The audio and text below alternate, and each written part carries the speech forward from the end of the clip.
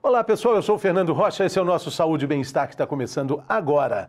Nesse primeiro bloco do programa, que está muito bom, a gente vai falar sobre um esporte que ganhou um espaço num cenário brasileiríssimo, mas que requer alguns cuidados para evitar lesões. É o beach tênis. Vamos conversar com o Rodrigo Fadel, que é fisioterapeuta especialista em fisioterapia ortopédica e também esportiva. Ele vai dar dicas ótimas para você continuar jogando beach tênis sem se machucar e parar de jogar. Aí vem o segundo bloco e a gente fala sobre os avanços tecnológicos e inovadores na medicina, por exemplo, na área das doenças crônicas e também oncológicas. Quem vai estar conosco é o médico Dr. Felipe Mendes. Também temos o quadro Mitos e Verdades para tirar dúvidas importantes sobre as lesões nos joelhos, tornozelos e por aí vai. Tá começando!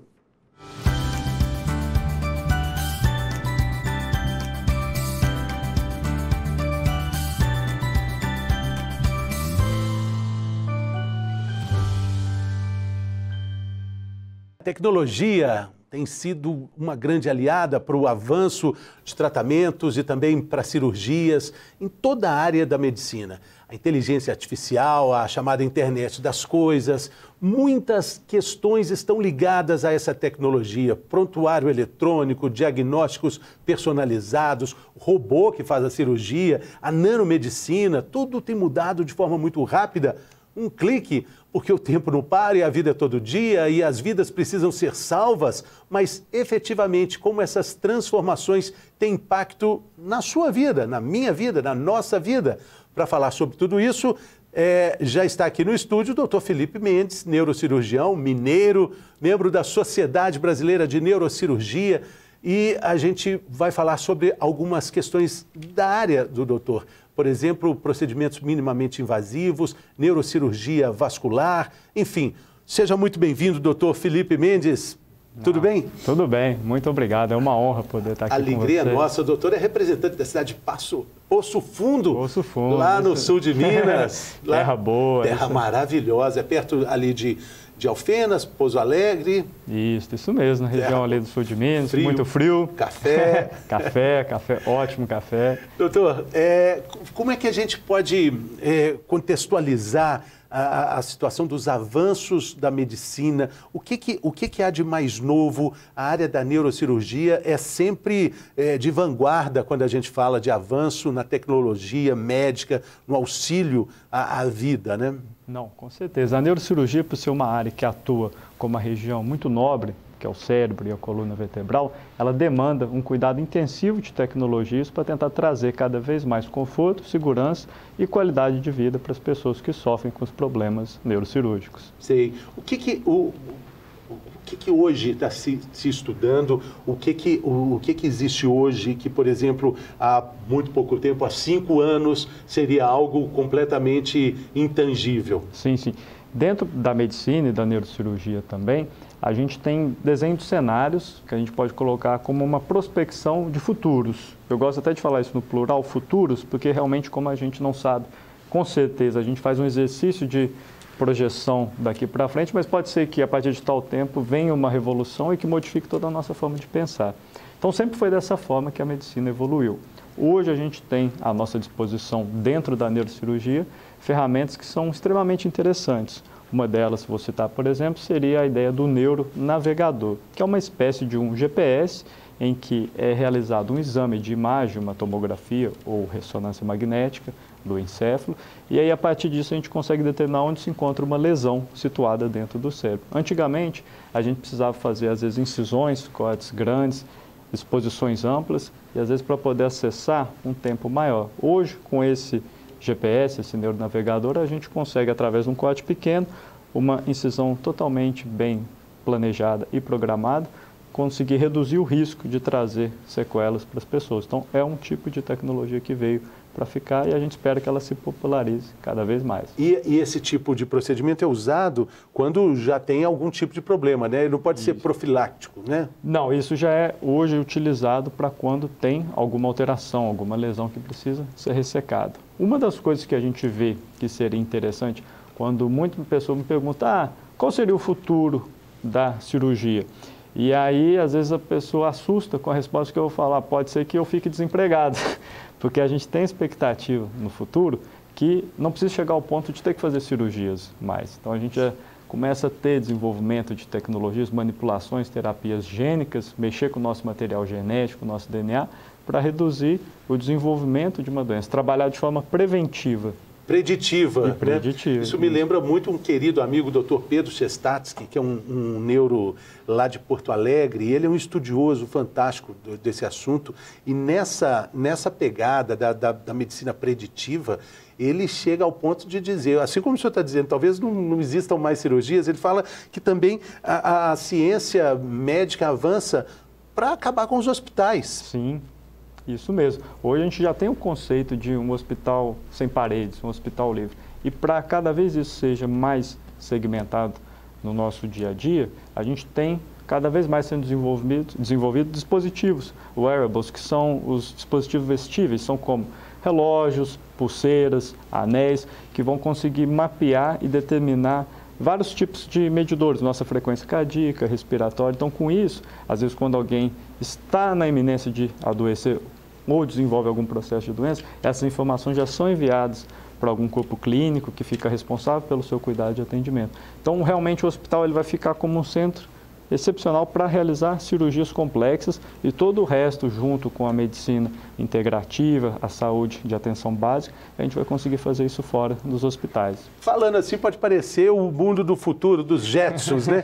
Mas não é, né, doutor? Está muito mais próximo do que a gente pensa. O que o senhor está dizendo é a tecnologia que está aqui, ó. Por exemplo, eu uso o relógio para marcar os passos, ele marca também os batimentos, eu estou em 90 batimentos. Hoje eu já dei cerca de 3.000 passos, pretendo concluir o dia com 10.000 passos, enfim, é alguma orientação que ajuda no cuidado, né? Ajuda no autocuidado, né? Isso vai se desenvolver cada vez mais, né? Não, com certeza. Hoje, por exemplo, recentemente tem um grupo, uma empresa, startup, que já está desenvolvendo como se fosse um band-aid, um curativo pequeno, que é colocado sobre a pele, e aí, em vez de utilizar o relógio ou qualquer outro aparelho vestível, ela já vai conseguir determinar a nossa frequência cardíaca, como está o batimento do coração, tudo de forma super tranquila. Então, isso é a inovação, a tecnologia vindo a serviço da melhora de qualidade de vida das pessoas. Por exemplo, a polissonografia, né, que vai mostrar como é que está a qualidade do sono. Esse tipo de aparelho, ele também marca a qualidade do sono. Claro, não é uma polissonografia, porque ali tem que ficar com muitos eletrodos, tem que ter uma análise muito rigorosa. Mas dá uma pista de como está a qualidade do sono, né, doutor? Já ajuda, né? Contribui, né? Não, com certeza. Dentro dessa linha, por exemplo, da polissonografia, a gente sabe que é um exame que é desconfortável. Imagina você dormir fora da sua casa, conectado a vários aparelhos. Então, até hoje, a gente já tem até à nossa disposição, hoje já existem 2 plataformas, 2 aplicativos que conseguem mapear o seu sono. Então, você coloca o seu celular à noite, por exemplo, do lado da sua cama, e aí ele já consegue perceber, tentar simular projeções de quantas fases você atingiu um sono profundo, se você roncou, falou, despertou. Só de estar do lado. Só de estar do lado. Sim. Imagina quando já estiver acoplado a um sistema mais integrado do nosso corpo. Exatamente. É sempre ajudando para a vida ficar mais confortável, né? O caminho passa muito pela qualidade de vida, né? Isso. A vida é engraçada, ela funciona muito em ciclos. Se você pensar a medicina de 100 anos atrás, talvez a medicina dos seus avós, era muito comum que o médico da família, ele ia à residência, ao domicílio de cada um dos seus pacientes. Depois houve essa inversão, criou-se um modelo hospitalocêntrico, então que todo mundo tinha que ir para o hospital, o médico já não fazia mais essas visitas. E agora a gente está nessa retomada de que a medicina volta a ser em casa, mas que às vezes o médico também não vai precisar ir, porque agora a gente vai ter dispositivos tecnológicos que vão fazer como se o médico estivesse em casa, fazendo todo o mapeamento que fosse necessário para que a pessoa possa se desenvolver e ficar bem. E esse desenvolvimento da medicina, ele passa também por uma humanização do próprio atendimento do médico no consultório, né? O médico tem essa semelhança com Deus, né? Com o divino, né? Por toda essa importância que ele tem. E o paciente, quando ele se coloca ali numa inferioridade que não é tão positiva, a consulta, consequentemente, também não vai ter um resultado positivo, né? Não, com certeza. E essa é uma visão que não pode existir, porque a medicina ela existe para servir o outro. E hoje, uma das grandes linhas de tendência é aquela medicina personalizada com foco na saúde e nos determinantes da saúde de alguém. O foco não é nem mais a doença. Eu não quero saber especificamente, a pessoa desenvolveu tal doença. Eu quero atuar antes de que essa doença desenvolva. Então, todos aqueles determinantes de saúde, condições sanitárias, saneamento, atenção da casa, tudo isso hoje envolve e a gente sabe que tem importância dentro da saúde. E nesse emaranhado tecnológico, deve ser também um desafio para o médico, nessa consulta mais humanizada que a gente está falando dela, quando ele recebe o paciente que também está todo tecnologicamente bem informado, mas bem informado entre aspas. Ele consultou o Dr. Google e ele chega, doutor, eu tenho isso, porque os sintomas são assim, assim, assado. O médico, se não fica irritado, vai ficar desconfortável, né? Não, mas eu acho que a ideia é sempre você fazer um debate, né? Então, hoje a gente tem o paciente que é empoderado. Então, hoje o Google percebeu que é fácil disponibilizar informações. É muito importante ter cuidado para ver se essa informação é de qualidade. E durante a consulta, em vez de ter, às vezes, uma posição de conflito, eu acho que essa questão da conversa, do debate, do diálogo vai ajudar. Muitas vezes o paciente vai trazer, olha, doutor, que legal, eu vi que estão fazendo um trabalho sobre isso em tal lugar. E como é muito conhecimento, às vezes o próprio médico não deu tempo ainda de se atualizar. Ele fala, não, deixa eu me olhar aqui, eu vou pegar, vou atualizar, vou estudar. Na próxima consulta a gente debate sobre esse artigo. Tratar de igual para igual, mesmo que a saúde, como é vamos dizer ali, uma forma compartilhada entre os dois, então é um pacto que eles devem fazer. Sim. E esse mapeamento genético que tanto se fala, tanto se procura, ainda existe estrada para caminhar quando a gente fala no mapeamento absoluto para conhecer exatamente as possibilidades de cada um de nós, que somos totalmente diferentes, né? Uma área de pesquisas muito caras, né? Sim, se a gente pensar, por exemplo, a primeira vez que a gente conseguiu fazer o sequenciamento do DNA foi caríssimo, bilhões de dólares. Hoje, após 15 anos mais ou menos, esse custo já reduziu, ainda é caro, algumas centenas de dólares. Então, aqui no Brasil a gente teria que fazer essa conversão, mas a gente sabe que é a primeira etapa e que o mais promissor vai vir a seguir quando, além da gente conseguir mapear esse DNA, a gente consiga causar modificações. Então, é como se eu fosse um programador de computador e o nosso organismo fosse um sistema, um aplicativo, e aí eu vou entrar no código-fonte, vou ser um programador, vou mudar o código-fonte, vou mudar meu DNA e com isso eu consigo alterar projeções de proteínas, algumas coisas. Então, com isso pode ser que aquele problema que no futuro levaria, por exemplo, ao desenvolvimento de um tumor, não exista mais. Então, essa talvez seja a fase final. Antes disso, a gente já consegue hoje algumas ferramentas que vão disponibilizar previsões, então, dentro de novo da medicina preditiva, por exemplo, a partir de tal idade você tem um risco de tantos por cento de desenvolver um tumor em tal região. Então, essa pessoa ela vai ter que ter um acompanhamento diferenciado, vai ter que fazer exames específicos com mais frequência do que aquela que tem um risco quase baixo. Mas o limite aí do impacto emocional também tem que ser avaliado, né? Hoje em dia está muito em moda esses testes genéticos, né? Aí você descobre a ancestralidade, descobre também as possibilidades de um eventual risco de algum tipo de câncer, né? É bom e ruim ao mesmo tempo? É bom e aflitivo ao mesmo tempo? O aspecto bom é que, por exemplo, fazendo essa prevenção, tendo essa descoberta precoce, as chances de um resultado melhor é maior.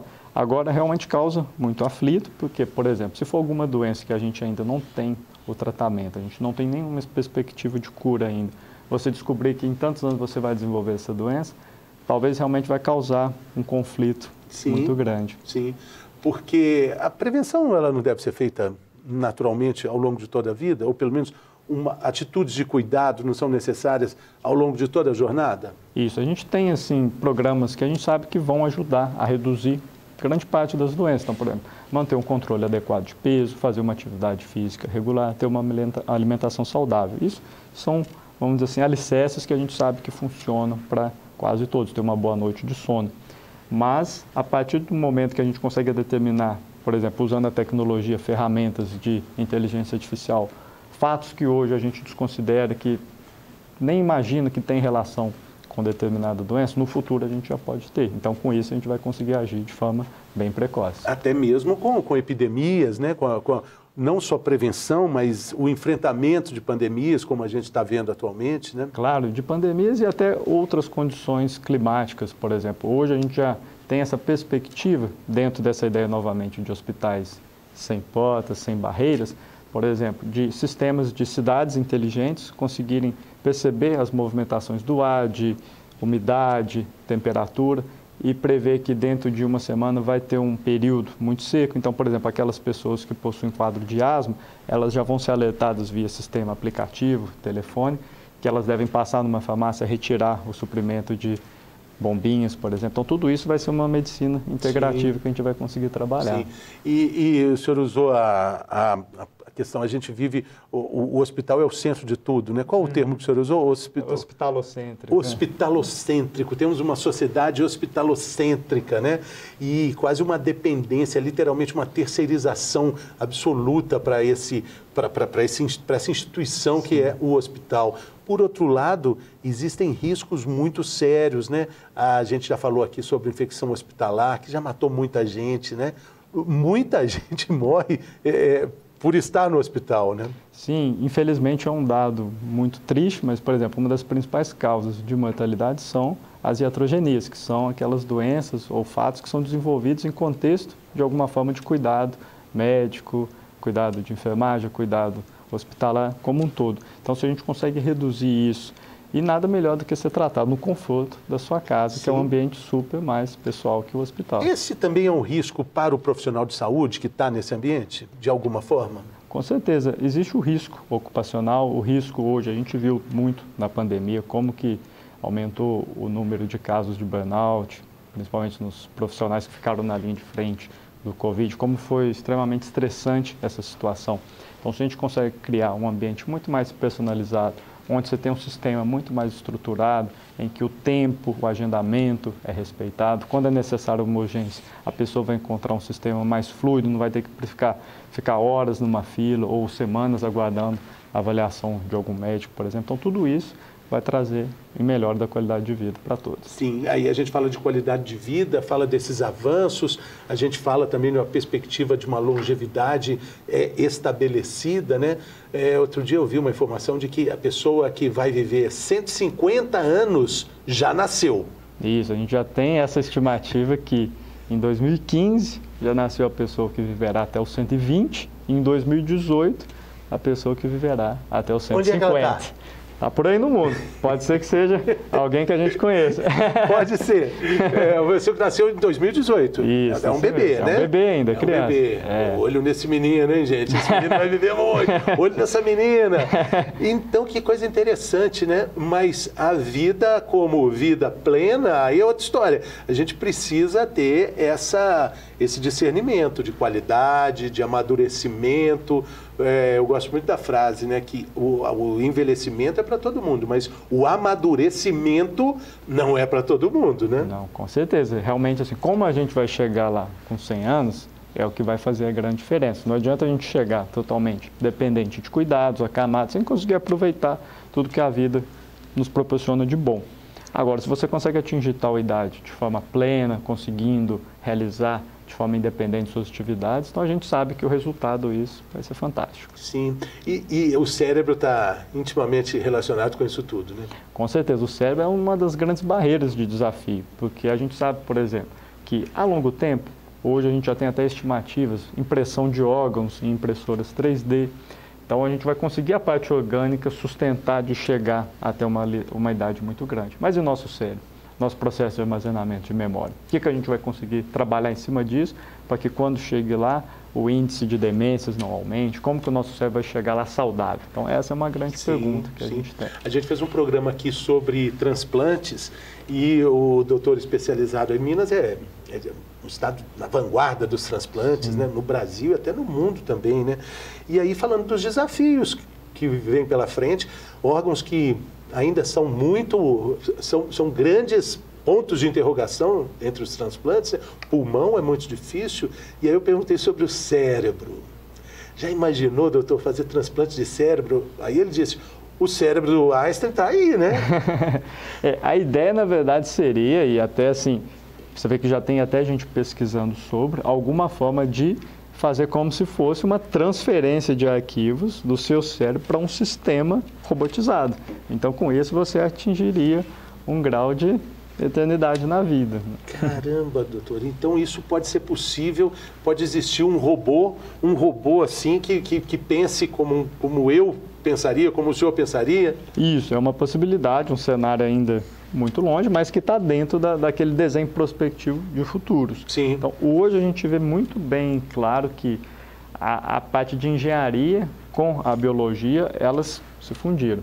Então, a gente tenta trazer muitos fatos, muitas notícias, muitos estudos da engenharia para dentro da medicina, para dentro do nosso sistema biológico, para tentar trazer alguns problemas. E a gente vê o contrário também. Então, hoje, os sistemas, por exemplo, de armazenamento de computadores, de memórias, placa-mãe, essas coisas, eles têm um trajeto finito. Não vai ser quanto mais infinitamente. Então, vai ter um momento que eles não vão conseguir armazenar. Físico. É físico. Não tem onde colocar mais peças, por exemplo, dentro de uma placa para aumentar. Então, a ideia é começar a trazer sistemas que se assemelham a sistemas biológicos, a células do cérebro, a sistemas dessa forma, para que consiga aumentar a capacidade de armazenamento dos computadores. Isso vale até para todo conhecimento humano que existe no planeta, né? Sim, e vai chegar uma hora que ele pode chegar no seu limite, sabe-se lá quando? A ideia é que chegue aquele momento que a gente veja uma expansão tão grande que basicamente todas as formas de armazenamento elas vão ser interconectadas, desde sistemas biológicos, nossas mentes, com os sistemas de computação. E aí aquela